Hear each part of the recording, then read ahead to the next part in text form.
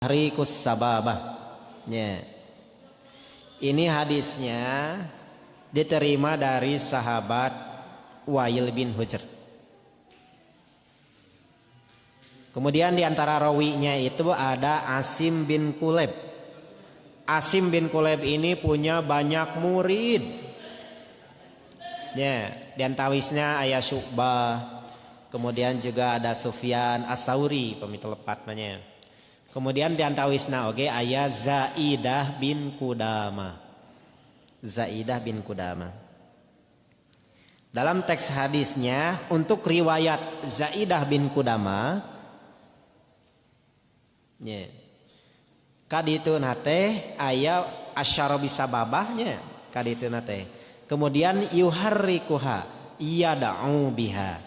Kemudian menggerak-gerakan apa? Telunjuk tersebut. Yad'u biha sebagai isyarat berdoa dengan telunjuk tersebut. Hadirin iwatul iman rahimakumullah. Banyak orang yang menilai hadis ini syad.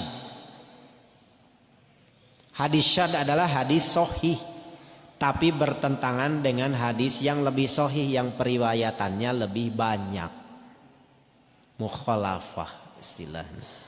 Bahkan di dalam kitab Al-Bisyarah saya baca itu sampai 14 murid Asim bin Kuleb semuanya tidak meriwayatkan adanya lafadz yuharrikuha yad'u biha. Tapi khusus Zaidah bin Qudamah sendiri dia meriwayatkan yuharrikuha yad'u biha. Padahal masih saguru sailmu, masih dari Asim bin Kuleb. Satu orang melawan berapa? 14. Kemudian ada orang yang menyimpulkan bahwa hadis ini syad karena yang 14 orang ini meriwayatkan itu tidak menggunakan kalimat yuharrikuha yad'u biha. Kemudian mereka menyimpulkan karena ini tidak digerak-gerakan maka hadis yang gerak-gerakan itu syad, tidak dapat dijadikan dalil, hadisnya dhaif. Hadirin ikhwatul iman rahimakumullah. Nah, yang menarik adalah terkait dengan pertanyaan apakah hadis ini syad atau ziyadatus siqat. Pak, tadi ke atasnya syad mah Pak. Syad itu hadis sahih yang bertentangan dengan hadis yang lebih sahih. Hadis secara sanad ini sahih. Rijaluhu siqat. Tapi kumargi bertentangan karena bertentangan dengan riwayat yang lebih sahih. Riwayat yang lebih sahih ini orang-orang yang sikohnya lebih banyak. Misalkan tadi sampai ada 14 orang yang meriwayatkan. Ini hanya satu orang saja berbeda periwayatannya dari yang lain, padahal masih satu guru satu ilmu gitu. Gurunya adalah Asim bin Kuleb. Hadirin wa iman rahimakumullah. Di dalam teori ulumul hadis ada yang namanya ziyadatus siqat. Ziyadatus siqat ini adalah jadi seorang rawi yang menyendiri tapi rawina sikot. Kemudian ada tambahan yang berbeda. Tambahan ini tidak dinilai syad ketika rawi tersebut rawi yang sikoh. Beda nama beda jeung 14 ya misalkannya. Tapi kulantaran ini rawinya rawi sikoh maka tambahannya itu diterima. Tapi kalau rawinya doif itu tidak diterima. Hadisnya dinamakan dengan hadis munkar. Kalau hadisnya yang sikot mana no iya ta itu. Ini beliau ini Zaidah bin Qudamah ini sikotun sabtun. Berarti hampir derajatnya hampir paling tingginya sikotun sabtun. Ayat 2 nu di uyanya ayat 2 penilaian ada. Teu sikoh hungkul tapi sabtun, ada sikotun hujatun ada sikotun ya, dua kali. Ini terkait berarti dengan posisi takdil yang tinggi. di kalangan para ulama. Nah, terkait dengan yuharikuha yad'u biha ini lebih dekat kepada ziyadatus siqat, bukan syad. Kenapa? Karena Zaid bin Qudamah ini adalah seorang rawi yang sudah terkenal di kalangan para muhaddisin ini. Siqatun sabdun. Beliau ini bisa dilihat di kitab Taqribut Tahzib karangan Imam Ibnu Hajar Al-Asqalani. Hadirin imatul iman rahimakumullah. Yang menarik adalah begini. Di dalam kalimat-kalimat yang tidak disebutkan yuharikuha yad'u biha itu Pak, itu hanya sekedar asyara yushiru as-sababah. Berisyarat dengan naon ieu? Telunjuk. Pertanyaan, apakah berisyarat dengan telunjuk itu memastikan tidak digerak-gerakan?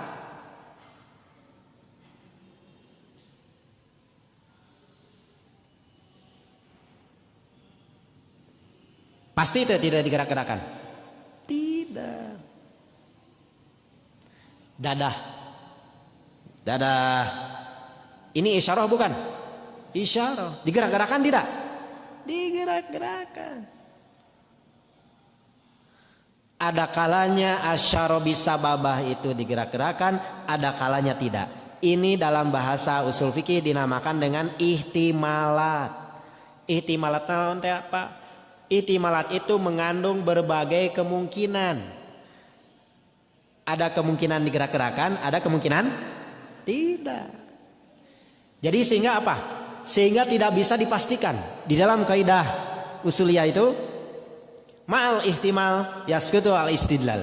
Ketika sekarang sebuah kalimat itu ihtimal mengandung berbagai kemungkinan, maka itu tidak boleh dijadikan sebagai istidlal.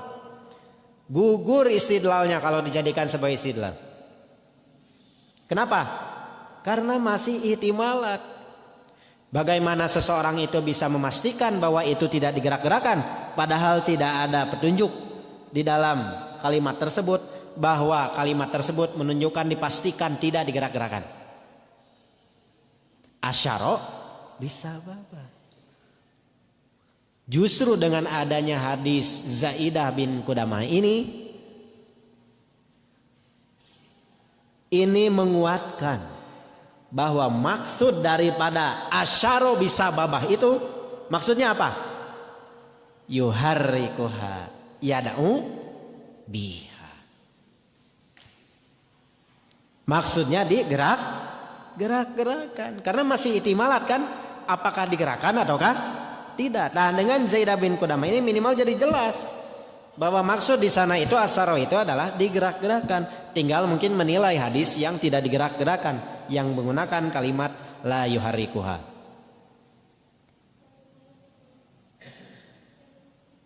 Jadi kesalahan orang itu di sana. Termasuk juga ini kritikan bagi, silakan banyak ya di YouTube. Banyak silakan. Ada beberapa asatid termasuk asatid salafi, termasuk juga asatid yang sekarang lagi terkenal lah, ada ya. Silakan. Nah, ini kritikan saya terhadap mereka.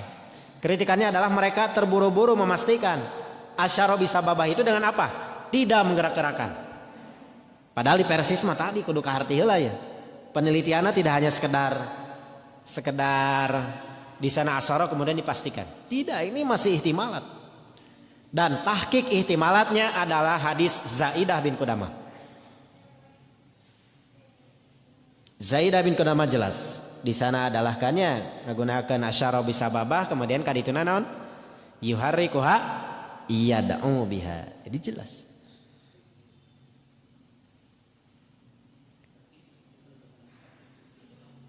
Tidak. Ini adalah ziyata sikot. Justru malah semakin memperjelas hadis ini.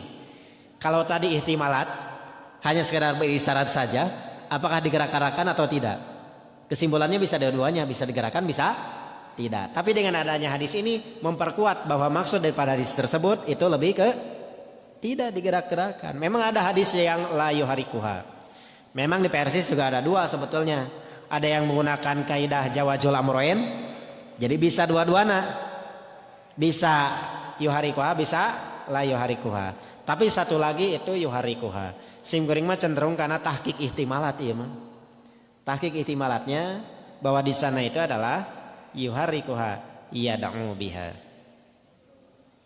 Hadis yang la yuharikuha juga sama, itu bermasalah itu.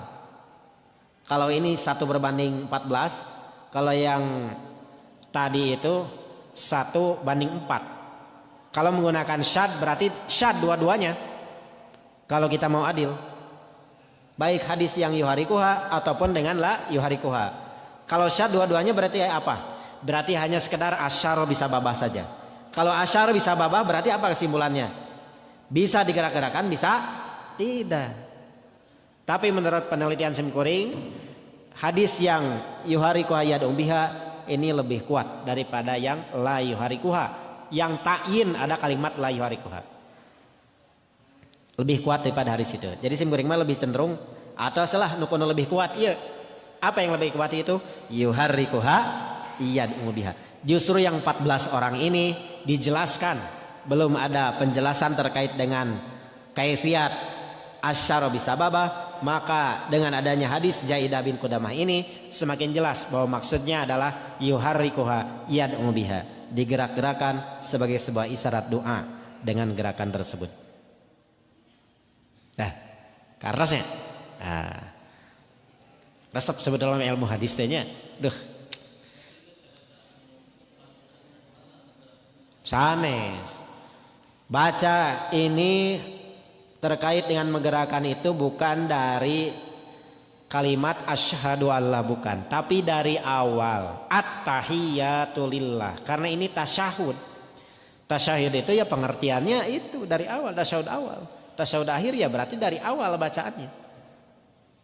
At-tahiyatu lillah sambil digerakkan, wassalawatu wattayyibat. Di antara para ulama yang berpandangan seperti ini adalah Syekh Albani, ya, Syekh Albani rahimakumullah. Kemudian kalau yang menganggap hadis yuhariku hayat umbiha ini syad ini diantaranya adalah Syekh Mukbil dan murid-muridnya. Tapi Simkuring cenderung melakukan penelitian terhadap hadis ini, cenderung ini ziyadatus siqat bukan syad. Maka aya deui patarosan? Kumaha Pak, kumaha maka.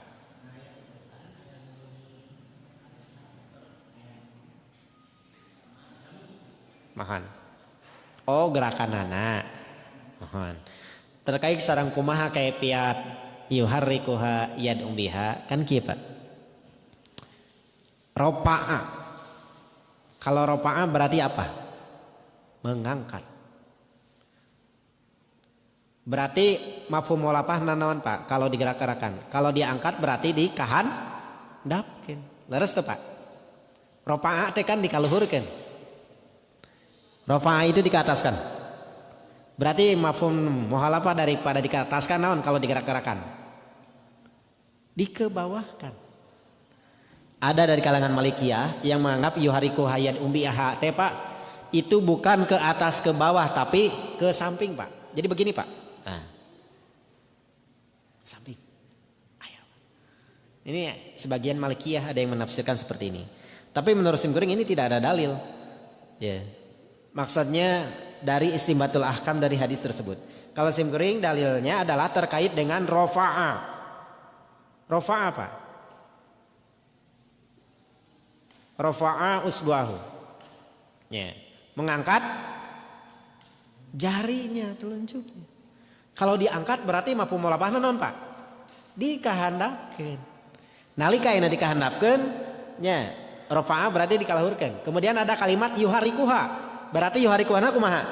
Kaluhur kahandap. Bade cepet, bade eta mangga Pak, eta mah teh aya kaifiatna nya, teh aya keteranganana, tapi nu penting yuharikuha yad'u bihana adalah kaluhur kahandap. Eta wajul istidlalna Pak. Anu ku Simkuring dipahami.